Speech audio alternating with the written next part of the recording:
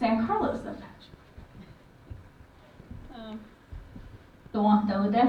My name is Twila Cassadore. I'm gonna just briefly go over a project that we work with. It's the Traditional Western Apache Diet Project, and an overview of our project is based on elder interviews.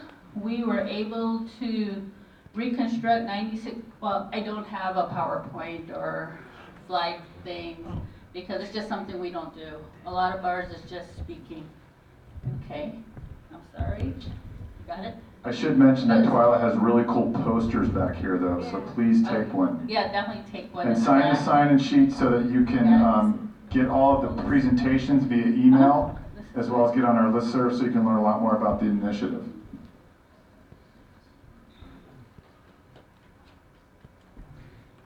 Okay, so we're able to reconstruct 96 pre-reservation daily menus, 8 days per month, and to conduct an initial traditional analysis of each of these menus.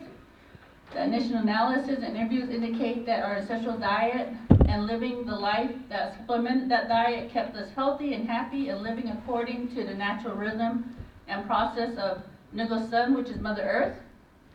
We gathered highly diversified food from an ecosystem ranging from 2,000 to 10,000 feet in elevation, including over 200 edible wild plant species, over 12 varieties of corn, squash, and nearly 50 species of mammal and birds. Wild plant food comprised of 40-60% of our total diet. Agriculture plants comprised of 25-50% of our total diet. And wild meat comprised of 20-40% of our total diet. Our diet was extremely high in fiber, 2 times of the national USDA guidelines, high in protein, low in saturated fat, high in polyunsaturated fats, low in cholesterol, low in sodium, high in B, C, K vitamins, calcium, zinc, and irons, sweet without processed sugars, rich in a variety of whole and wild food and supplements, filling with very little volume. That's just a brief overview of what we do. And I work with an amazing group of people in San Carlos, and I work with an anthrobotanist. His name is Seth Peltz. He's been with our tribe for a little more than 30 years. He has begun working with our elders, and we're talking about food sustainability, food knowledge, and revitalizing our traditional foodways. This is very amazing. I mean, I was like blown away listening to these two. I'm like, okay, I'm in the wrong building. So what we do is reintroduce food in a whole different way. We don't deal with agriculture. We don't deal with marketing. It's all going back to our roots, to who we are as indigenous people and where we're from, which is Nigel Sun, Mother Earth. That's where we're all from. And so working with our elders was to capture a lot of our traditional knowledge, which we were losing rapidly because of all of these changes that came upon us as indigenous people, which is like all these health disparities and sicknesses, and so many things have occurred in the past 100 years than it did in the past 1,000. And we're losing our elders faster. And that includes, we call it our language, our songs, ceremony, our prayers, and our foodways. And all those knowledge we're losing quickly. So you're looking in the early 1800s, a 10-year-old would have all that knowledge of the land. And you're looking at today due to, how would you say, to religion, technology, gangs, drugs, alcoholism. How many of us carry those 5 seeds today? The language, our songs, our ceremonies, our prayer, our foodway. Very few people in each of our community does. And we're very fortunate to capture a lot of that knowledge from our elders that do carry those 5 seeds. So we're working with the elders and our community people was bringing that knowledge back into the community, which is of the 4 Western Apache tribes, which is Camp Verde, White Mountain, Payson, and San Carlos, and working with all the elders in those areas and bringing back that knowledge back into community through harvesting. What I do is I go through all the interviews, and I've been sitting in a lot of interviews since I first began. And what I do is extract all the food information. That's my only job. And extracting all the food information, when I first started, I didn't think much about. I knew a few of my traditional food. And we think about, gosh, how many food is out there? So when we start walking around and learning, there's like 2,400, a little more than 2,400 plants out there that has a name, that has an Apache name, what it's used for, whether it's medicinal, whether it's edible. But bringing that back to our young people so they can learn that. So what I do is take people out hunting. We do a desert wood rat hunt in the wintertime. How many of us know what wood rats are? Okay, raise your hand if you do. Okay, so going back to the time, this is a whole different approach to cultural and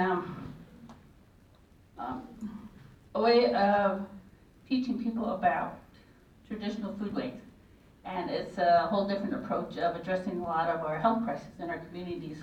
A lot of it, we have a lot of suicide, we have a lot of addiction, we have depression, we have other health problems, health crisis in our community.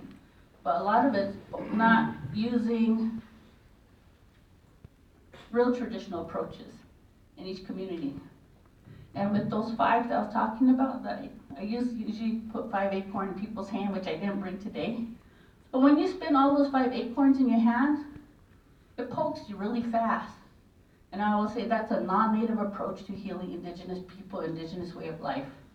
And hey, we're here to help. We've got the answer. And they give you all these formats to follow. And that's the way they can measure their success in a non-indigenous way. For me, it's taking a young person out hunting. And if they want to come back next year and go hunting again, that's success. But they can't measure it in that European concept. So it's very hard to separate the both when we're working in our programs. It's a whole different, a holistic, real approach. So taking young people out hunting, you take a young person, I took a young person out hunting, and she comes home, and everybody knew where she went, everybody knew where all these kids went, and they went home, and her grandma says, "Where did you go today?" "Oh, I went bushchill hunting," we call it bushchill. And she goes, did you kill it?" And she'll say, "Yeah." She goes, "Did you eat it?" She goes, "Yeah." And she goes, "Well, what did it taste like?" She says, "It tastes like chicken." So grandma comes back with this dusty book on a shelf, sitting there for decades, because this was deemed poor people's food. It's how you say about Senegal. And they bring this book off the shelf. Remember, this book sat there for decades because she was ashamed of her food at one time. She brings it off. "We used to hunt it like this. We used to cook it like this. Your grandpa used to make it for us. We used to go here." Stories came back. A magical something happened in that moment. And this young girl is so proud, because, "Grandma, you did?" But this was a conversation that she put aside, because if you couldn't buy it, you were poor. But yet she was so rich in knowledge. And a lot of our community is so rich in knowledge. If you can't buy it, you're poor. That's a concept we need to change today. To be happy. How do we teach our people to be happy? We don't teach our people to be happy. We teach them, get more. You need more. And it's a little bit a different approach to holistic, realistic, indigenous healing. But it's an approach that we use with the Western Apache Diet Project. We call it a state of gojon, a state of happiness. There's so many words in that little circle. But it makes you proud of who you are. You get up. I get up and I go, "Hey, it's the end of fun season. You want to go out and go collect all these, I'm a forager, by the way. I forage full time. I forage from all seasons, never Taco Tuesday. But using this approach has been really beneficial to young people in our community. I take young, different age group of people to, well, woodrat hunting. And it's like watching a soccer game. How many of you guys watch soccer? Okay. Basketball. Okay. Football. Okay. So we all know sports. You chase that ball and you want that ball, right? That's the whole focus. So that's what these young people do. They go and chase this thing. It's like watching a game. It takes as long as a game sometimes to catch one of these 1-pounder animals. And when you see them, you'll go, the girls will go around them and they go, oh, it's so cute. Boom. And they'll kill it. So I take different age groups out and different groups of young people out. So for the one person, she's my best hunter. Never fails. She gets it the most, probably like 10, 12 in a day. But this young girl was sexually molested in her home. She still lives in that home. But because of the way a lot of our system is in each of our communities, there's so much service you can provide to a person. She's one of those that didn't get those services. But how do you cope without medication? How do you cope without counseling? How do you cope when there's no one there to hold you? This young girl learned to cope by hunting. Takes her anger out, frustration, stress. She sweats. She's happy. She graduated high school. She's going to college now. She never had thoughts of suicide. She just never wanted to hurt nobody. It's a realistic approach to trauma that a lot of us go through. My name is Twila, Cassadore. I'm a recovered addict for 17 years now. But the young girl went through before I even went to kindergarten. I don't like water. Bad things happen to me in water. But I remember the smell before I went to the river.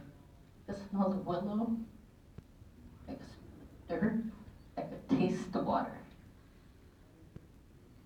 That's what kept me alive. I went through a dark moment, but going back to my elders is what helped me. Let's go back to weaving. I wanted to learn how to weave. My auntie took me out. Oh, I like the smell of the willow. Then one day I see this tall white man. He works with all our elders. And this man knows him. Our chairman, Terry Rambler. And I always see him going off.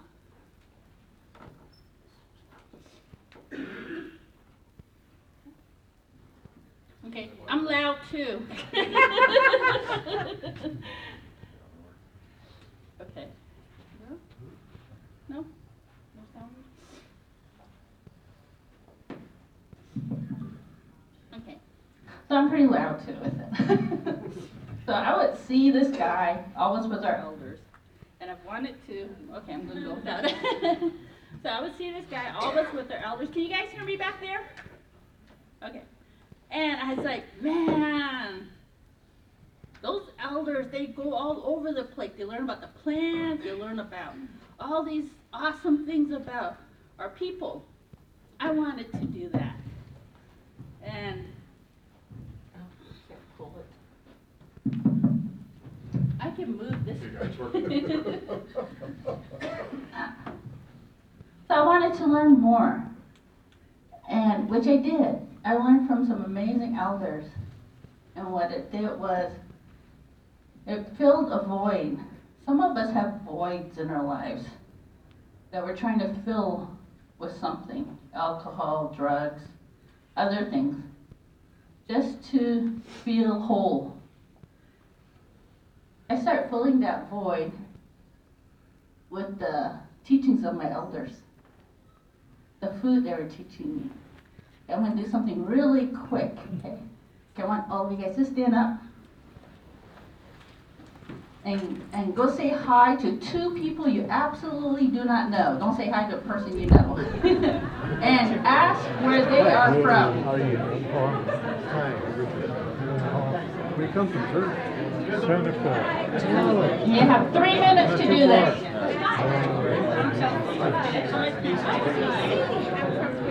Hi, Hello. I'm Chelsea Fish. Chelsea and Harm. Good to meet you. How are you? You rock. No, I got my cousin. Okay, perfect. Because I went to his because he had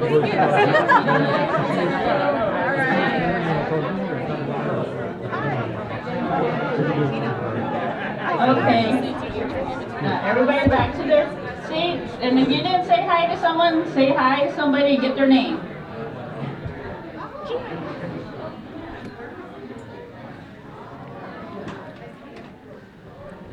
Okay. So did you guys all at least say hi to 2 people? That's pretty cool, huh? And some of you want to keep going, huh? And you gotta learn a little bit more about each one, right? Slightly. But it's like that when I'm out foraging. I learn a plant's name. I learn where they're from. I learn what it's used for. Every plant has a name. It has an indigenous name. It doesn't have a scientific name. It has a scientific name because they want to measure that stuff. It has an indigenous name that has a different meaning than what they already put in a book. But it has a name that we gave it, that we share on common ground. And we are all living on the same level. They're family, they're relative, they're related to us in some way. And so with that, that's what our project does, is we introduce people to food. And it helps people heal. And we're looking for fundings.